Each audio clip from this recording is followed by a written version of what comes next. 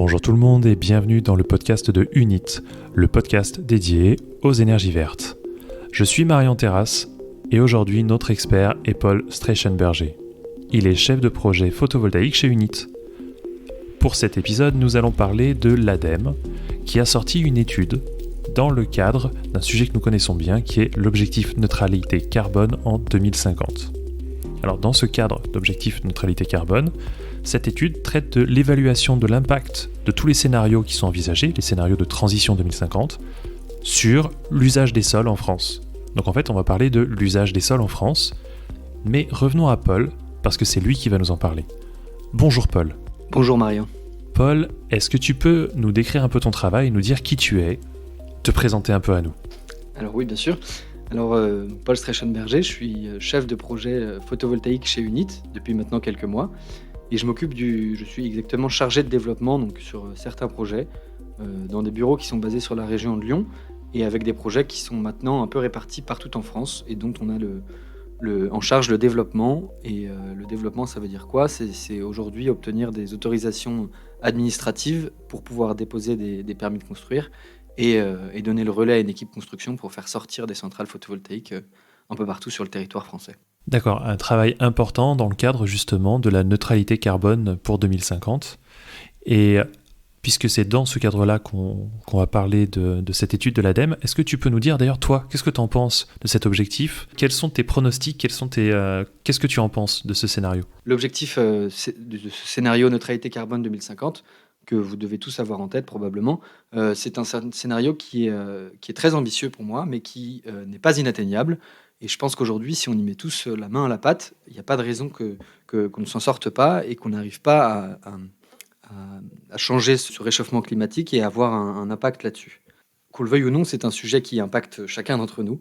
Donc réduire nos émissions, c'est un sujet extrêmement important. Et quoi de mieux aujourd'hui qu'une électricité décarbonée, comme on est capable de la produire chez Unit. Un sujet effectivement super important côté écologie, parmi de nombreux sujets qui nous impactent en ce moment. Alors, on va parler de l'ADEME et de cette étude que l'agence a réalisée. Est-ce que tu peux nous décrire un peu cette agence, nous dire ce qu'elle fait ? Alors oui, l'ADEME, alors avant tout, l'ADEME c'est l'Agence de l'environnement et de la maîtrise de l'énergie. Donc c'est elle qui va nous permettre de mener des études, d'obtenir des chiffres. C'est l'agence pour la transition écologique. Donc elle a pour mission principale la protection de l'environnement et des économies d'énergie. C'est-à-dire, en clair, elle est au service de chacun pour assurer le bon développement des énergies renouvelables en France et atteindre ce fameux objectif 2050, et en passant notamment par aussi les objectifs du gouvernement. Donc ça, c'est plus des objectifs nationaux qui sont les objectifs de la PPE, de la programmation pluriannuelle de l'énergie, qui sont des objectifs qui sont fixés en 2028 puis en 2050 pour atteindre ce scénario-là. Donc l'ADEME regroupe toutes ces études-là pour nous permettre d'atteindre ce seuil-là. D'accord, et là on va parler d'une étude en particulier, qui est l'évaluation de l'impact sur l'usage des sols des scénarios de transition 2050. Alors qu'est-ce que c'est que cette étude ? Est-ce que tu peux nous la décrire ? Ça y est, on arrive au cœur du sujet. Alors exactement, c'est le cœur du sujet. C'est une étude visant à évaluer les surfaces nécessaires au développement de toutes les énergies renouvelables confondues, sauf l'hydroélectricité qui a été retirée de cette étude-là. Et elle nous permet de prendre conscience que sur les 55 millions d'hectares disponibles en France, donc en France métropolitaine, seulement une infime partie de cette surface est nécessaire à la mise en place de toutes ces énergies renouvelables. Et quand je dis toutes ces énergies renouvelables, c'est autant l'éolien que le photovoltaïque, que la méthanisation et que toutes les énergies confondues. Donc ça permet vraiment une prise de conscience que sur ces 55 millions d'hectares, tout n'est pas nécessaire, et ça permet un peu de grossir la chose et de montrer que cet objectif n'est pas inatteignable et qu'on n'a pas besoin d'en mettre partout en France et que seulement un faible pourcentage, et je reviendrai là-dessus, mais c'est moins de 10% de cette surface-là qui serait nécessaire à l'atteinte et la suffisance de ce scénario 2050. Donc en fait on avait besoin de cette étude pour casser l'impression que bientôt, en France, on allait mettre, par exemple, des surfaces photovoltaïques un peu partout, des énergies renouvelables qui allaient prendre le pas sur des espaces dédiés au logement, à l'agriculture et ce genre de choses. Il y avait un besoin par rapport à ça ? Alors, je ne sais pas s'il y a un besoin par rapport à ça, mais aujourd'hui, c'est vrai qu'il y a beaucoup de on-dit, surtout dans ce cœur de métier-là et cette étude, je pense qu'aujourd'hui, elle va permettre à certains qui sont un peu néophytes dans le sujet, de comprendre que c'est pas une mauvaise propagande, que c'est des objectifs qui sont autant nationaux que mondiaux maintenant.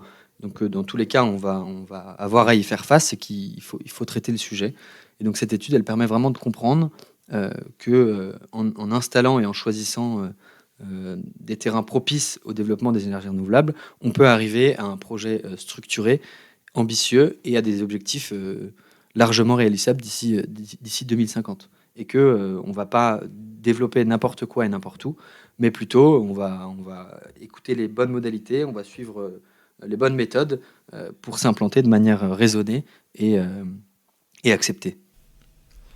Alors, dans ce cadre-là, est-ce que tu peux nous répéter les chiffres que tu avais commencé à nous dévoiler sur eh bien, le pourcentage des territoires qui va être utilisé, pourquoi c'est peu et le message de fond? Alors, on compte en France métropolitaine, bien sûr, 55 millions d'hectares. Et quand on parle de la surface nécessaire à l'implantation des infrastructures des énergies renouvelables en général, donc je ne parle pas que du photovoltaïque dans laquelle je travaille, on aurait besoin de seulement 1 million d'hectares sur cette surface-là, ce qui représente 1,5 à 1,7% de la surface totale de la France métropolitaine. Et sur ce million-là, on aurait en réalité moins de 10 000 hectares de ces surfaces liées à ces mêmes infrastructures qui seront strictement incompatibles avec une activité de co-usage, c'est-à-dire qu'ils vont rendre la surface, on appelle ça une surface imperméabilisée. Et c'est en partie à cause d'une seule de ces énergies renouvelables-là. Et donc, on part d'un chiffre qui est quand même assez conséquent, 55 millions d'hectares, qu'on réduit à 1 million d'hectares nécessaires à l'implantation de toutes les énergies renouvelables confondues, et qu'on peut encore réduire à moins de 10 000 hectares de surface imperméabilisée due au développement de ces énergies renouvelables-là. Oui, parce qu'on le répète, par exemple, toi, donc tu travailles dans le photovoltaïque ne va pas imperméabiliser un sol. On peut très bien envisager du photovoltaïque pour l'agri-photovoltaïque, ou l'agrivoltaïque L'agrivoltaïsme. l'agrivoltaïsme selon les situations. Bon, on va pas attaquer un sol, au contraire, on peut accompagner l'agriculture. Exactement, et c'est de là que vient cette notion d'agrivoltaïsme. Donc aujourd'hui, on est capable de produire des centrales photovoltaïques en activité avec un co-usage. Ce qu'on appelle un co-usage, c'est-à-dire qu'il y aura une activité agricole qui prendra le dessus sur l'activité photovoltaïque. Ça peut être un élevage ovin, un élevage bovin. On est même capable de faire de l'agri-PV aujourd'hui et d'installer ces panneaux photovoltaïques au-dessus d'une culture de céréales, par exemple. Et dans ces cas-là, on n'imperméabilise pas le sol, puisqu'il y aura uniquement une petite dizaine de mètres carrés sur la surface entière imperméabilisée par l'implantation des locaux, les postes de transformation, les postes de livraison, mais qui sont des préfabriqués qui prennent très peu de place. Les panneaux en eux-mêmes, ils imperméabilisent plus les sols, dans le sens où ils sont assez espacés pour laisser passer l'eau, ils sont inclinables, ils sont modifiables avec une nouvelle technologie qui s'appelle les trackers, donc qui peuvent s'incliner est-ouest ou nord-sud. Donc toutes ces choses-là font qu'aujourd'hui, une centrale photovoltaïque n'est pas imperméabilisante en elle-même et que d'ailleurs, on arrive bien à proposer des solutions à ça. Donc voilà, quand on dit que c'est pas imperméabilisant, ça veut dire que ça n'empêche pas les sols de vivre et que c'est l'essentiel du travail qui est derrière. Et notamment, on peut faire de l'agriculture dessous. Certaines agricultures en tout cas. Est-ce que tu peux me faire un bilan par rapport à l'éolien? Quelles sont les différences entre éolien photovoltaïque? Les différences? Oui. Ou comment ça se passe avec l'éolien? Il faut savoir que c'est deux énergies renouvelables qui sont assez différentes l'une de l'autre, parce qu'elles ont des caractéristiques positives comme négatives. Il y a des choses qui diffèrent. Évidemment, j'ai un peu plus de connaissances dans le photovoltaïque parce que c'est le domaine dans lequel je travaille et que chez Unit, nous disposons de quelques centrales éoliennes, mais aujourd'hui, il y a plus de développement de cette énergie-là et on est surtout investi dans le développement du photovoltaïque et de l'hydroélectricité. Et alors, je dirais que la différence majeure, elle peut régner dans le fait que la surface nécessaire à l'implantation du photovoltaïque est quand même moindre, ou en tout cas le ratio de couverture est bien plus important sur une centrale photovoltaïque, puisque Je vous donne l'exemple d'une centrale de 10 hectares. Si vous voulez implanter une centrale sur 10 hectares, la clôture fera tout le tour des panneaux et il n'y aura pas un besoin nécessaire de subtiliser des espaces conséquents. Quand vous implantez une éolienne, vous devez respecter un certain nombre de mètres, des centaines de mètres d'espacement. Souvent, on dit que c'est la taille d'une éolienne plus la pale, plus une de ces pales, d'espacement entre chaque éolienne. Ce qui fait que vous pouvez avoir une activité de co-usage entre l'éolien et le photovoltaïque, mais la surface nécessaire à l'implantation de l'éolien est bien plus importante. Donc aujourd'hui, on est capable de plus concentrer, de concentrer une surface énergétique plus importante entre un hectare de photovoltaïque et un hectare d'éolien. Et comme tu l'as dit, chaque énergie a ses avantages et ses inconvénients. Par exemple, le photovoltaïque qui a ce gros impact, ce gros avantage que tu viens de décrire, a une forme d'intermittence, c'est-à-dire la nuit, c'est très très difficile d'obtenir du courant, alors que l'éolien peut fonctionner de nuit, ce qui est pas mal. Exactement. Est-ce que tu pourrais développer un petit peu sur pourquoi est-ce qu'on a fait cette étude et pourquoi ces résultats sont importants ? Alors, on a mené cette étude pour des bonnes raisons. Les premières étant qu'il était important de pouvoir aujourd'hui s'implanter sur une surface utile et nécessaire, mais pas n'importe où. Aujourd'hui, on s'implante surtout dans le photovoltaïque, on s'implante sur des sols, premièrement, qui sont dégradés, qui sont inexploitables, qui sont trop travaillés et qui aujourd'hui ne sont plus fertiles. Parce que je le rappelle, les sols, ça constitue une ressource qui est quand même vitale, qui est limitée et qui est renouvelable après un certain nombre d'années assez conséquente. Et donc,